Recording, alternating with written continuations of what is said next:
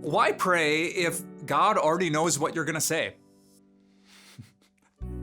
Recently, someone asked me that question at our church's annual Q&A Sunday.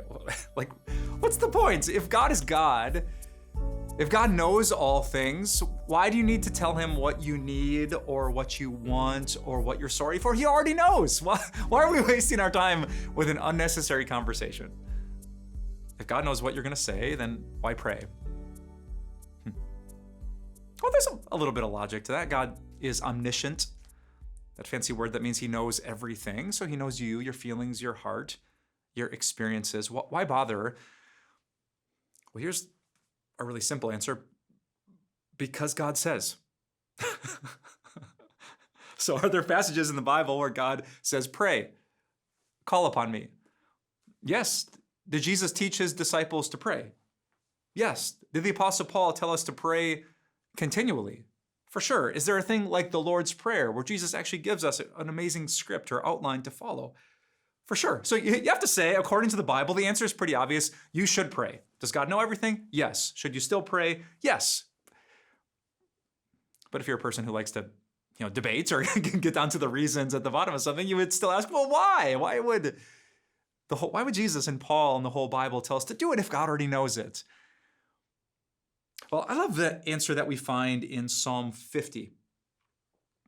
In Psalm 50, God is talking about those days when you're in trouble, when you need help. Maybe for you, you really messed something up and you're just troubled by something you can't change. That thing you said, that choice you made, that's your day of trouble. Or maybe it's a medical thing. It's cancer, there's a surgery, something's wrong with the baby, the doctors are concerned. It's a really troublesome day. You might have relational issues with your kids or your partner, whatever it is. Here's this day of trouble. Listen what God says about such days. Psalm chapter 50, verse 15. Call on me in the day of trouble. Cry out to me, call me, send me a text as you start to pray and have this conversation. Call on me in the day of trouble. Here's why. I will deliver you and you will honor me. You hear those 3 steps?